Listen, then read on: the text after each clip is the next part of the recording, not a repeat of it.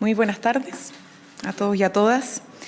Quiero partir haciendo referencia a la compleja situación que atraviesan tres regiones de nuestro país respecto a los incendios forestales que se preveía que iban a suceder por condiciones obviamente de base a propósito del aumento de las temperaturas, ¿cierto?, en esta temporada, a propósito obviamente también de las condiciones geográficas, los vientos, a propósito también del aumento de vegetación que en esta temporada está más seca. Y respecto a esto queremos señalar varias cosas, porque evidentemente es una preocupación nacional y también una ocupación del gobierno y de las distintas autoridades involucradas en la institucionalidad para prevenir y combatir los incendios forestales. Quiero señalar que tenemos una nueva ley, es decir, una nueva institucionalidad que tiene que operar para estos efectos. Ustedes bien saben que fue una larga discusión en el Congreso Nacional para contar con una institucionalidad más robusta a través del CERNAPRED, que conocemos todos como ONEMI.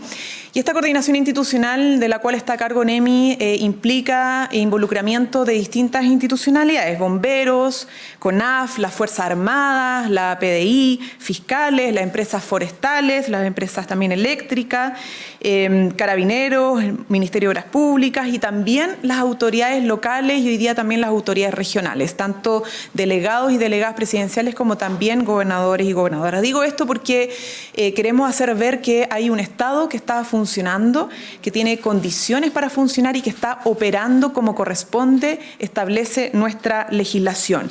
Y a propósito de eso también es importante señalar que en esta tarea no solamente la colaboración de las instituciones según el marco legal es importante, sino también la colaboración de las organizaciones de la sociedad civil y de las personas. Esto es una tarea nacional.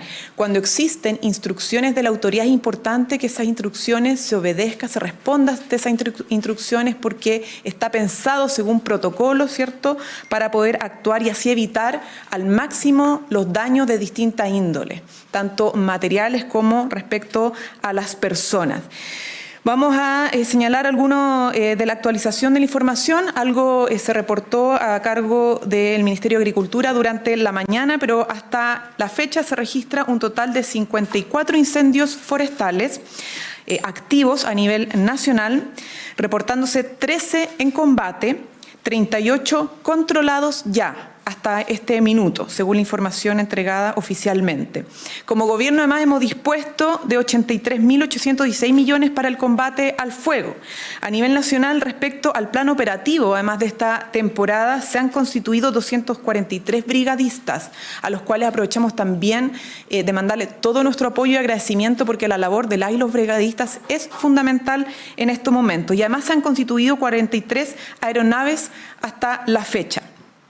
Queremos señalar que evitar incendios forestales es mucho más fácil que combatirlos. Cuando ya se produce un incendio forestal, efectivamente es inevitable que se produzcan daños. Por lo tanto, la prevención es obviamente lo más efectivo y es lo más fácil de hacer. La comunidad en este sentido juega un rol fundamental, un rol muy relevante, asumiendo una conducta preventiva. ¿Como cuáles?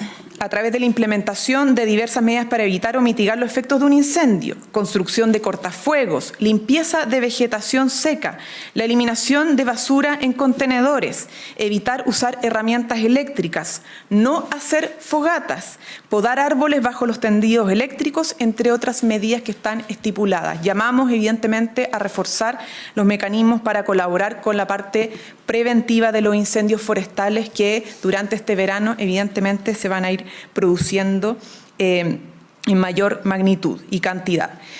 Si ven humo, también esto es muy importante como información, llamar de inmediato al 130 de CONAF, a bomberos el 132 y carabineros 133 o PDI 134.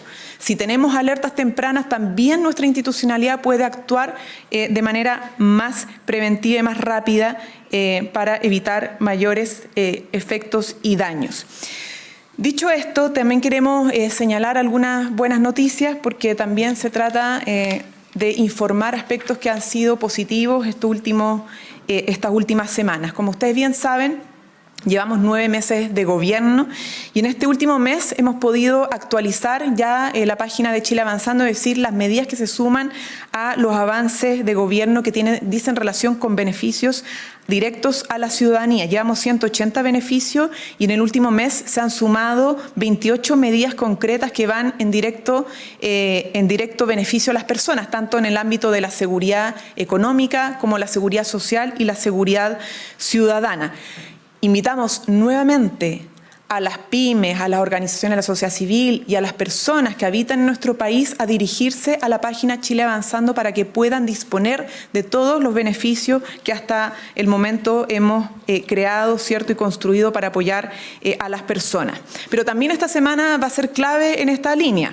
Tenemos en el ámbito de la seguridad ciudadana, esperamos obviamente pronta información de los avances, el compromiso transversal para la seguridad, pero también ya hemos entregado 236 nuevos vehículos a Carabineros y esta semana haremos más entregas de vehículos policiales para reforzar el trabajo de nuestras policías en distintos territorios y tendremos también anuncios importantes en materia legislativa para el combate a la delincuencia y a las organizaciones criminales. Tenemos un plan dispuesto también respecto a la coyuntura que vamos a vivir en Navidad, ¿cierto?, que es el plan Tranquila Navidad, Año Nuevo Seguro, que es una coordinación desde el Ministerio del Interior con todos los delegados y delegadas presidenciales para que el desarrollo de esta Navidad sea lo más tranquilo posible. Sabemos que la gente se dirige a las ferias navideñas, hace compras, hace regalos, es decir, hay una activación del consumo hacia la Navidad y queremos que se desarrolle de la forma más tranquila y por lo tanto estos planes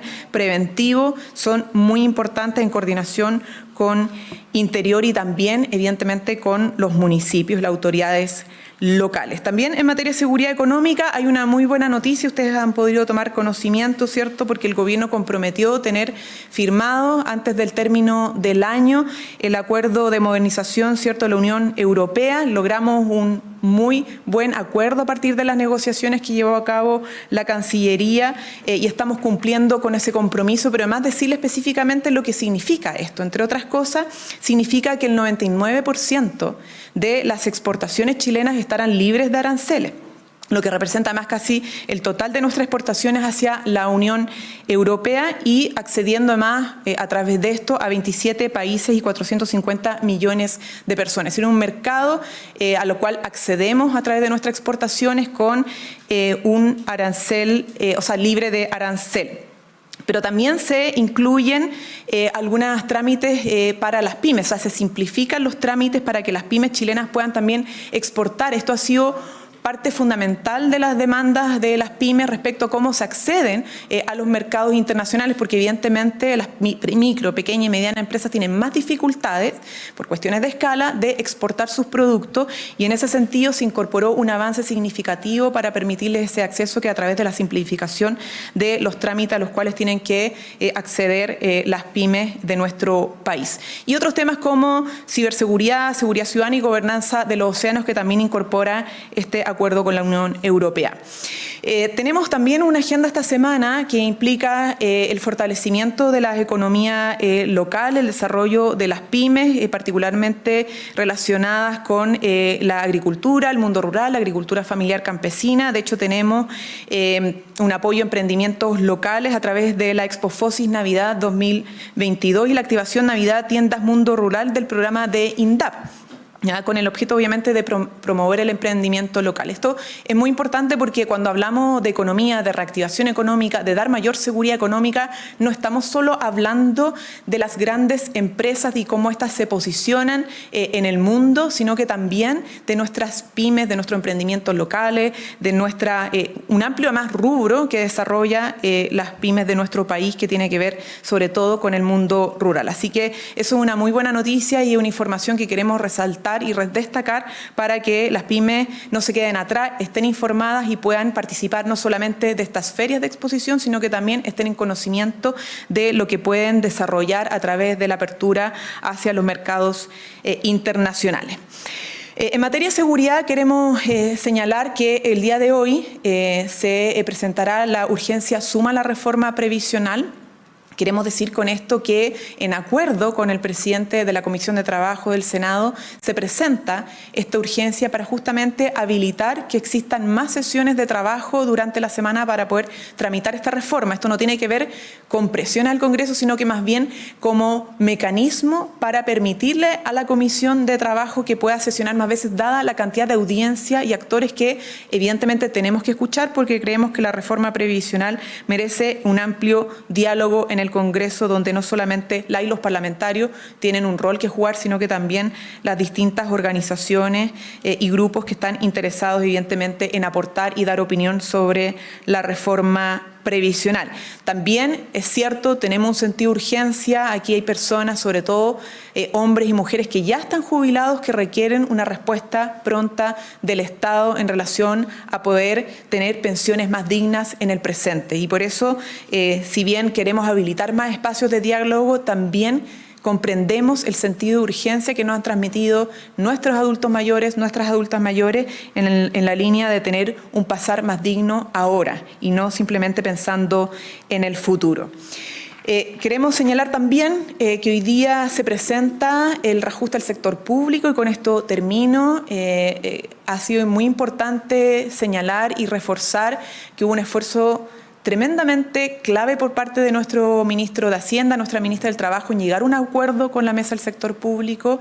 Tenemos un reajuste que se hace cargo de recuperar el poder adquisitivo de los trabajadores y las trabajadoras del sector público, que además involucra otros compromisos de trabajo, como mesa asociada a discutir los temas de salud mental, el teletrabajo, el incentivo al retiro, entre otras materias. Esto no solamente el reajuste de un 12% para recuperar el poder adquisitivo, sino que también compromisos que van más allá de lo económico y que tiene que ver con mejorar condiciones de vida y condiciones laborales para el sector. Así que esperamos, evidentemente, tener una buena acogida a la discusión. Van a haber distintas opiniones, evidentemente, pero aquí había un esfuerzo por hacer un acuerdo con los actores involucrados de gran significación y que esperamos que sea valorado en su justa medida. Preguntas. ¿Cómo está, ministra? Buenas tardes. Muy bien, buenas tardes. Ministra, siguen las conversaciones por estas horas por el acuerdo constituyente y hay posturas encontradas sobre el rol puntual de los expertos, si es que deberían ser electos o no, o si deberían votar en todo el proceso o solo en una parte. ¿Qué posición tiene el gobierno al respecto? Y sobre eso mismo, ministra, ayer la ministra Toá planteó en Tolerancia Cero que si los expertos son una fórmula tan mágica, ¿por qué no reemplazamos el Congreso al Ejecutivo por un consejo de expertos? ¿Le parece que esas declaraciones eventualmente podrían enredar un poco las conversaciones? No, en lo absoluto. Es una discusión sumamente necesaria, porque es incorrecto, sería un error pensar que las y los expertos podrían hacer magia o podrían delegar, ¿cierto? Más bien reemplazar lo que le corresponde determinar a la ciudadanía, que es parte fundamental de cómo uno entiende una democracia, ¿cierto? Las democracias se sustentan, ¿cierto?, en que las y los ciudadanos puedan elegir a quienes los representan para poder tomar decisiones en política que son fundamentales. Por un lado, por ejemplo, elegir a quienes van a tramitar y discutir leyes, elegir a quienes los van a gobernar, o elegir a quienes van a redactar una nueva constitución, una de las decisiones más importantes de una democracia, o de las discusiones más importantes de una democracia.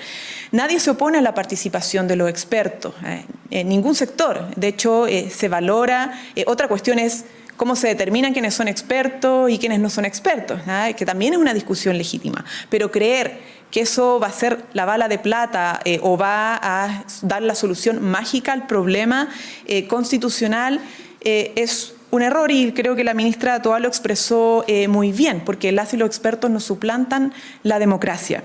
Nosotros esperamos, evidentemente, y tenemos confianza, y tenemos fe, y tenemos esperanza de que se pueda finalmente llegar a un acuerdo. Ha habido disposición permanente de todos los sectores a poder llegar a un acuerdo. Hay principios democráticos, evidentemente, que no se pueden cuestionar, y eso ha sido parte también de lo que ha estado sobre la mesa. Pero la ciudadanía necesita también certeza, y esto lo hemos dicho en todo todo momento, si bien nuestro gobierno está acompañando el proceso, que está liderado por los parlamentarias y los partidos con representación parlamentaria, la ciudadanía también necesita certeza sobre el camino constituyente. Entonces, mientras antes se pueda ir a un acuerdo, mucho mejor, para saber el itinerario, para saber cómo va a participar finalmente la ciudadanía en este proceso constituyente y alcanzar por fin, ¿cierto?, una constitución hecha en democracia y que nos represente a todos y a todas. Ministra, respecto a la elección del fiscal nacional, la oposición ha dicho que ha existido poca capacidad de diálogo, particularmente del gobierno, que lo ponen como ejemplo. La vez pasada presentó un nombre sabiendo que no tenían incluso los 33 votos en el Senado para ser el próximo fiscal nacional. En ese contexto, la pregunta es si usted esta vez puede garantizar que el oficialismo va a estar alineado con apoyar la carta que proponga esta vez la Moneda para ser el próximo fiscal nacional. Yo creo que en esta discusión a veces se parte de premisas erradas. Se cree que es el Ejecutivo, el Gobierno, que promueve candidaturas a la Fiscalía Nacional y eso no es así. Ni los senadores y senadoras tienen candidatos, ni el Gobierno tiene candidaturas. Lo que se procede acá es una quina que propone la Corte Suprema. La Corte Suprema es la que determina quiénes son los nombres a la Fiscalía Nacional. Dentro de esa propuesta, ninguna otra adicional, sobre la base de esa quina propuesta por otro poder del Estado, por otra institución, que es la Corte Suprema, el Ejecutivo recién puede pronunciarse y establecer una propuesta dentro de esos límites. Y el Senado tampoco tiene candidatura. El Senado aprueba o rechaza la propuesta del Ejecutivo, que es otro poder del Estado.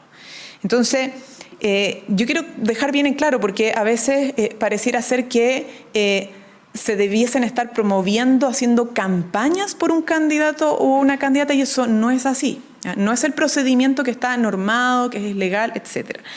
Y evidentemente aquí la responsabilidad de determinar un nombre y que tengamos finalmente un fiscal nacional es tanto del Ejecutivo en esta etapa, ya determinada por la Corte Suprema en la última propuesta de quina, como también del Senado. Y el Senado tiene una labor de pronunciamiento y esperamos obviamente estar todos y todas a la altura de la necesidad de tener una fiscalía que sea más efectiva, que sea más eficiente, que esté mucho más legitimada, ¿cierto?, que logre lo que todo ciudadano de este país espera: la persecución del delito, que no haya situaciones que puedan entenderse como impunidad, que nos sintamos todos más seguros en la defensa, ¿cierto?, de las víctimas y de la persecución, obviamente, de los responsables de la comisión de delitos en nuestro país. ¿Pero se puede garantizar que el gobierno pueda alinear a su propio sector detrás de una carta o eso todavía no está completamente zanjado? Esto no se trata solamente de un sector, se trata del Senado en conjunto, porque como ustedes saben, para la aprobación del nombre de fiscal nacional se requiere más que los votos del oficialismo. Y insisto, aquí no hay que verlo solo si estamos con el gobierno o no estamos con el gobierno, es tener o no un fiscal nacional en estos momentos que requerimos ya finalmente una definición para poder justamente hacer que la Fiscalía pueda trabajar en lo suyo liderado por la autoridad correspondiente. Ministra, ¿cómo está? Buenas tardes. Sobre el reajuste al sector público, la Asociación de Fiscales, Defensores Públicos, también profesionales del Poder Judicial, anunciaron un estado de movilización por quedar fuera justamente este 12%. Se suman a ellos también los médicos y otros profesionales del sector público. Quería preguntarle si al gobierno qué le parece, si le parece justo este reclamo y cuál va a ser la postura que van a tener frente a las posibles movilizaciones de aquí en adelante. Bueno, nosotros queremos ser muy claros y claras en señalar que tanto los fiscales como los médicos no están excluidos del reajuste.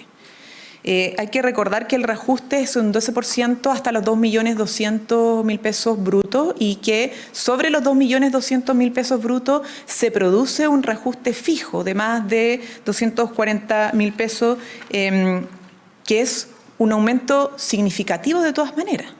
Y lo más importante es que con este reajuste, en el cual están incorporados esos sectores, estamos recuperando poder adquisitivo.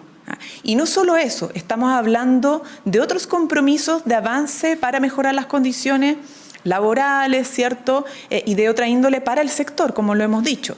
Situaciones de teletrabajo, incentivo del retiro, salud mental, entre otras. O sea, esto no es solamente el reajuste en el cual están incorporados. Y hay que pensar también en la situación país. Tenemos muchas urgencias, tenemos muchas inversiones desde el sector del Estado, desde el sector público, para poder dar solución, ¿cierto? Y responder ante las necesidades del conjunto de la población. O sea, más allá del sector público, estamos trabajando en medidas económicas para paliar el alza del costo de la vida y que, como lo ha dicho el ministro Marcel, pronto deberían ya conocerse para que en marzo podamos tener esas respuestas. Entonces, hay que ver el panorama completo del país y todos los esfuerzos que se están haciendo en la materia para poder justamente hacernos cargo de las necesidades y sobre todo con foco en los que más lo necesitan.